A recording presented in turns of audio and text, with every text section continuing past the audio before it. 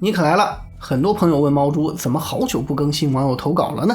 在这里宣布一下哈，从2024年开始，网友投稿这个栏目全新改版为猫猪怪谈会，将以月更形式回归。对 UP 主来说，降低更新频率对数据的影响是很大的，但是减少次数换来的是容量升级。怪谈会每期收录的故事数量会更多，时长也会更长。猫猪希望尽量让辛苦投稿的朋友都能有分享的机会，也让喜欢奇闻怪谈的你们听得过瘾一些。当然流量肯定是会损失一些的，所以希望大家多多点赞关注，投稿支持。那闲话少叙，欢迎来到猫猪怪谈会1月特辑。这件事本来随着年龄的增长已经被我淡忘了，但是前几天发小阿明来串门的时候提了一句，让那段记忆又活了过来。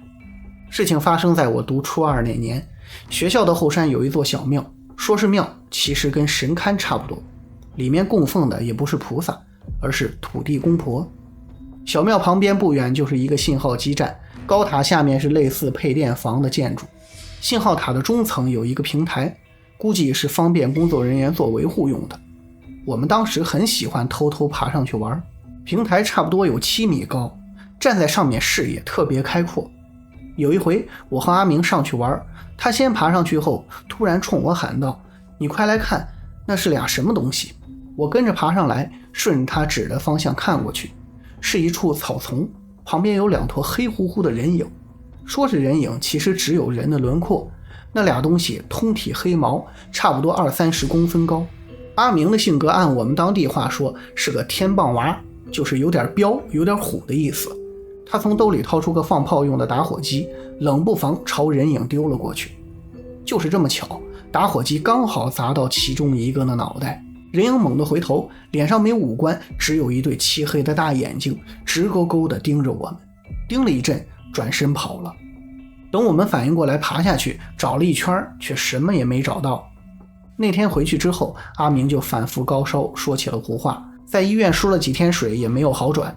他外婆可能感觉出哪里不对劲，找到我问到底发生了什么。我没敢撒谎，把看到人影的事说了出来。之后阿明的外婆去镇上找来个先生，先生一通念咒画符，说孩子是招惹到了土地，解铃还须系铃人，让外婆赶紧带我们去登门道歉。我们被带去信号塔下的神龛面前，又是放鞭炮又是烧纸钱，还扶着浑身发软的阿明给神像磕了3个头。说来也怪，回去第2天阿明就恢复了正常，跟没事人一样。这件事就这样不了了之了。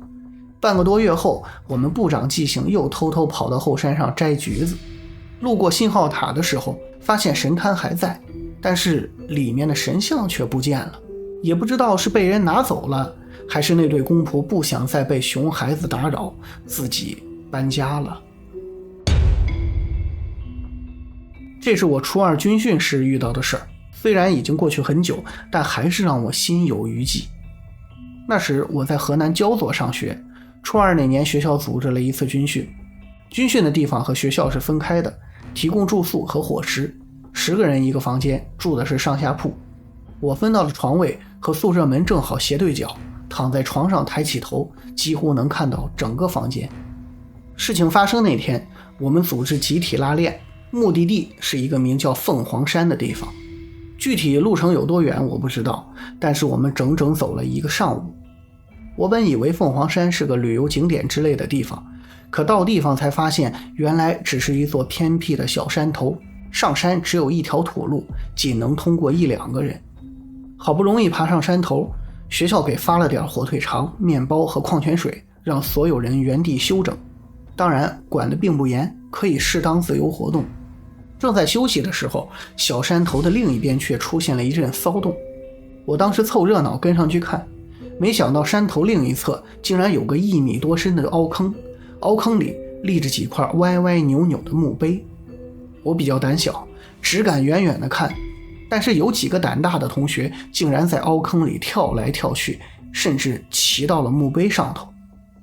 玩闹大概持续了几分钟，闻声赶来的老师就把我们驱散了。不过这件事并没有到此结束。休整完毕后，我们原路返回军训基地。走了一天，大家都累坏了，刚吹完熄灯号，宿舍里的呼噜声就此起彼伏地响了起来。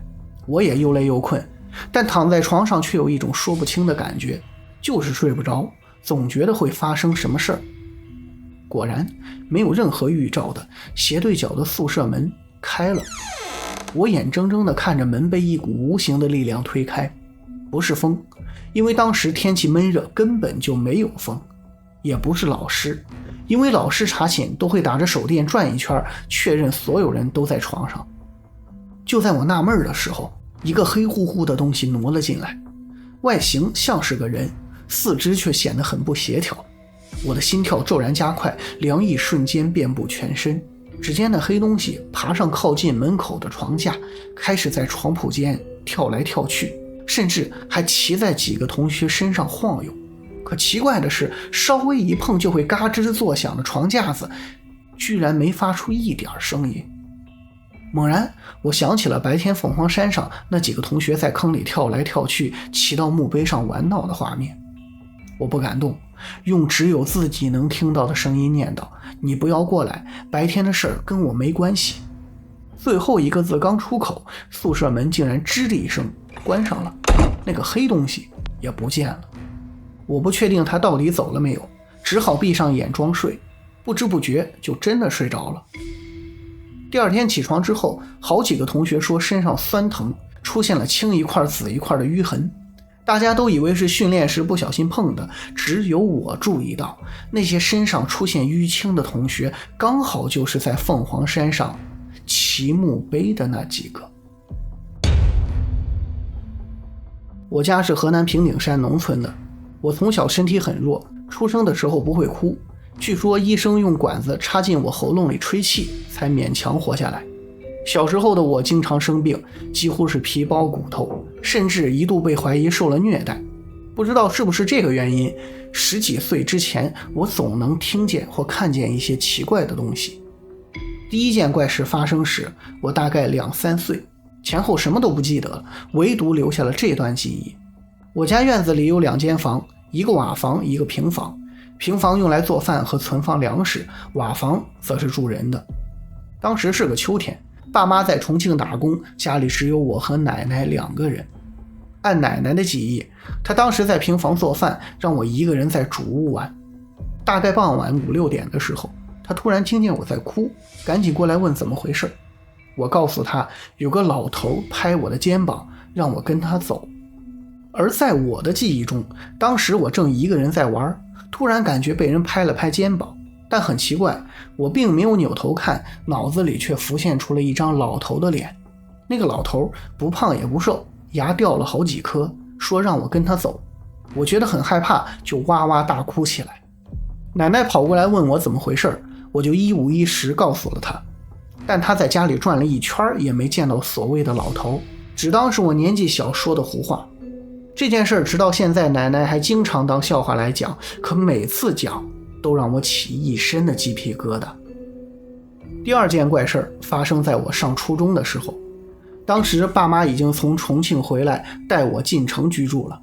妈妈有个关系很好的阿姨，她家孩子叫小白，和我差不多大，所以经常是一个大人带2家孩子一起玩。有一回，小白妈带着我和小白去附近爬山，山不高，我们也经常去，大路早就没意思了，我们就找了个小路走。7拐8拐越走越偏，我本身胆子就小，心里有点发毛。小白妈可能是恨铁不成钢，想要锻炼锻炼我，让我带路走前面。我特别害怕，但在小白面前不能丢脸，只好硬着头皮带路。结果走到路都快没了的时候，前面出现了一片坟地，坟地中间有条被踩出来的黄土小路。我壮着胆子往里走，没走几步，突然听到一阵若有若无的唱戏声。我问小白和小白妈有没有听到，他们都说没听到。但我确实听到了唱戏的声音，是个女生，没有唱词，就是咿咿呀呀的吊嗓子。我特别害怕，低头赶紧走，刚踏出坟地，声音就没了，不是慢慢变小，而是突然停止的那种。返回的时候，在我的坚持下，我们走了大路，当然也就没再听到那个唱戏的声音。第3件事是让我觉得最害怕的，也是上初中期间，我们刚搬了家，这个小区很奇怪，或许是设计的问题，不论是冬天还是夏天，都比别的地方温度低一些。有次夏天放学，我正要进楼栋的时候，突然瞥见旁边车库门口唰闪进去一个影子，是个穿红蓝色棉袄的小女孩，大概5、6岁的样子。我很奇怪，大夏天的怎么会有人穿棉袄呢？就跟进去想看一看。其实当时跟上去的时候，我就感觉不太对了。等下到车库，我发现里面半个人都没有。我们住的是独栋楼，车库很小，除了进出口外，两边都是卷帘门，一眼就能看到头。我很确定看到了小女孩，也很确定车库里没人。我头皮一阵发麻，赶紧跑回了家。时间转眼来到了半年之后，当时我很贪玩，为了防止半夜偷偷玩手机，所以睡觉前老妈会把手机收走。有个周五晚上，我照例关机上交，然后睡了。因为是周末，第2天起来，爸妈已经去上班了。我去他们的卧室找出手机，开机后玩了会儿游戏。玩完之后，我习惯性的清理了一下后台，可后台有2个程序，除了刚刚玩的游戏之外，还有一个是相机。后台清理的画面大家都见过，是软件的小窗口形式，在被清除的瞬间还保持着退出前一刻的状态。当时我已经点了清理键，只有半秒多钟瞥见相机最后的画面。画面很奇怪，对着爸妈的卧室从上往下俯视，有点像监控的视角。卧室门开着，门口站着一个人，身上好像穿着红蓝色的小棉袄。我当时冷汗都下来了，越想越害怕，赶紧出门找我妈去了。这事儿我给我妈大概提了提，她表面上没在意，但后来以身体太弱为由让我学了跆拳道。经过锻炼，我的身体强壮了不少，除了仍旧时不时感觉小区比较阴冷之外，再也没遇见任何怪事。现在我还在这个房子住，甚至敲下这些故事的时候，还是半夜11、2点，一切正常。那是我人生中距离死亡最近的一次。事情发生在我5、6岁的时候，父母都出去打工了，我和奶奶住在一起。我们的房子在半山腰，周围只有一家邻居，家里也没有厕所，山腰边上有个平台，每次解大手就是蹲在平台边上直接拉，拉完奶奶会用铁铲铲起来扔到山坡下面。有一回正中午，我在门口玩，突然听到很远的地方有个女人的声音叫我名字，我大声答应了一声。奶奶听到了，问我在跟谁说话，我说听到有人叫我，但是没看到人。谁知奶奶听完有些惊恐地告诉我，你答应了是不是？这个是索命的。当时我还小，也不以为然。但第2天早上，我蹲在山腰的平台边解完大手，刚拉完准备让奶奶来给我擦，不知道为什么就不由自主地站了起来。接下来的记忆是模糊的，我只记得当时好像是想往远处看看风景，别的就没有印象了。后来上了初中才听奶奶说，我一直都很听话，不会靠近山坡边缘，只有那一回例外。奶奶刚走出门，看到我还没擦屁股就站起来，走到了山坡边，两眼发直看着远处，接着往前迈了一步，就这样直接摔下了山坡。那处山坡非常陡峭，也有很多乱石，但偏偏我掉下去的地方有棵歪脖子树，这才死里逃生。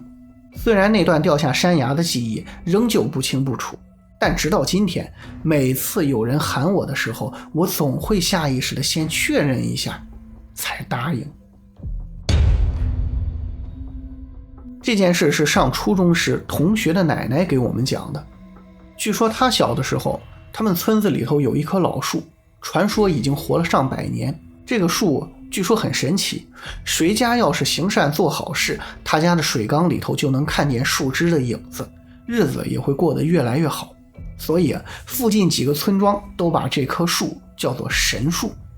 但是后来发生了一件事儿，神树被毁了。有一年端午节，附近村子里几个17、18的愣头青年跑到山上，说要破除牛鬼蛇神。上山之前，他们把一些烂布枯草缠在木头棒上，浇上油，做了几个火把。到了老树跟前，为首的男孩对着树说：“人们都说你是神，我要把你点着了，看你怎么给自己灭火。”说完一招呼，几根火把扔过去，老树就活活让这帮人给烧死了。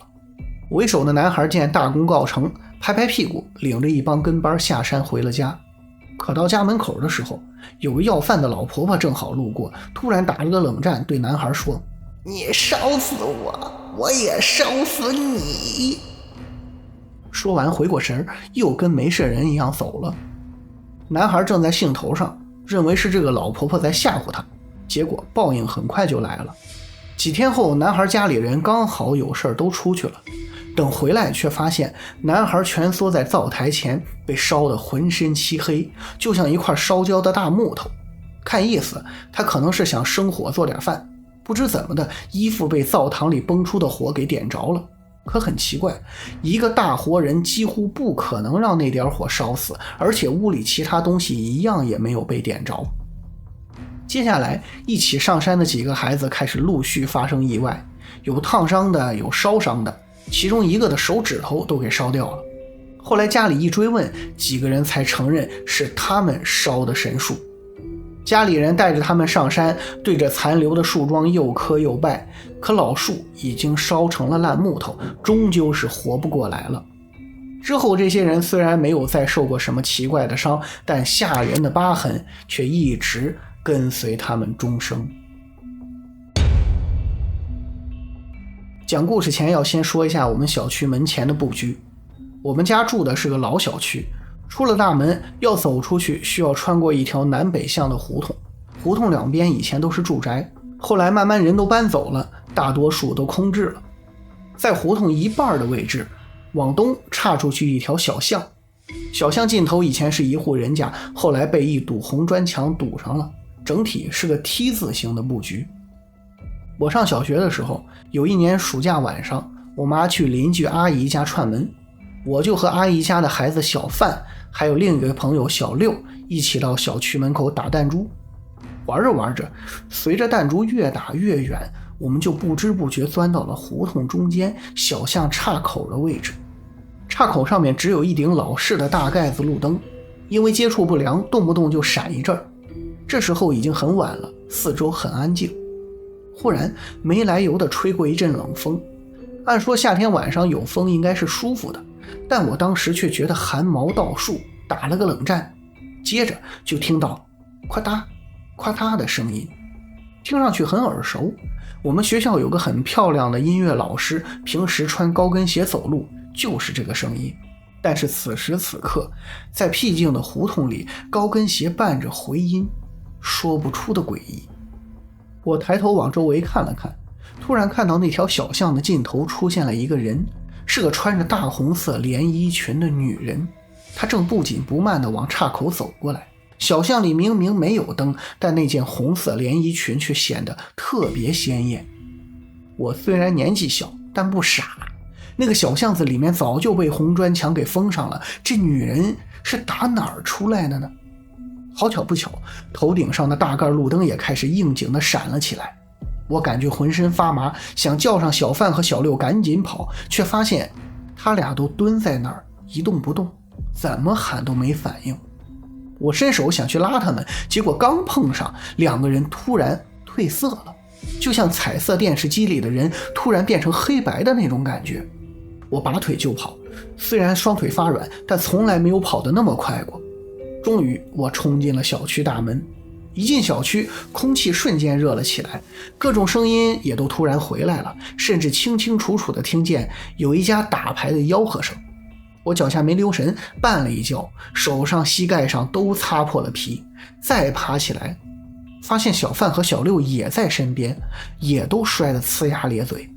我们互相一对，发现都是听见了高跟鞋声，叫不动其他两个人，只好自己先跑了。这时背后有人叫我们，说这么晚了怎么还不回家？原来是小区门卫王大爷。我们七嘴八舌把事情经过告诉了他。王大爷听完回门卫室拿来个吊水用的玻璃瓶，里面装满了一种淡黄色的液体，乍一看有点像蜂蜜。他打开盖子，在蒲扇上倒了一点，然后用蒲扇对着我们身上挨个甩了甩。那东西闻着香香的，我打了个冷战，感觉身上轻松了很多。问他瓶子里是啥，王大爷说是花露水，可花露水啥味我又不是不知道，不过也没有继续追问。王大爷教训了我们一顿，说以后夜里不要在外面玩这么久，别碰到老拐子，就是人贩子。然后把我们3个撵回了家。回到小范家，我妈他们还在聊天看电视，完全不知道我们3个刚刚经历了怎样惊心动魄的事儿。我的老家紧挨着淮河，所以水产品很多。我爸在老家承包了一大片水塘养鱼，其中以青鱼、鲤鱼、花鲢为主，养了10多年了。这里头鲤鱼头顶有一块三角形的骨头，我们当地称呼为龙鳞，据说有辟邪安魂的功效，尤其适合缓解婴儿惊吓，而且越是年头多的鲤鱼效果就越好。龙鳞的神奇作用我亲眼见识过，那是好多年前的一个闷热下午，同村一个叔叔突然拎着牛奶和酒到我家，说他家孩子吓到了，想弄块龙鳞压一压。他那会儿刚结婚不久，孩子1岁多，平时2口子出门干活，家里奶奶看孩子。但是村里老人有个毛病，爱打麻将，而且一上桌可以不吃不喝打1天。那天他家来了几个老姐妹约牌局，老太太给孩子喂完奶粉，把孩子往专门的宝宝房里一放，让他自己玩玩具，就去打麻将了。打麻将那屋和宝宝房间1墙之隔，老太太每打完2圈也会过来看一眼。刚开始孩子都是乖乖的坐在那玩玩具，可慢慢的老太太觉得有点不对劲了。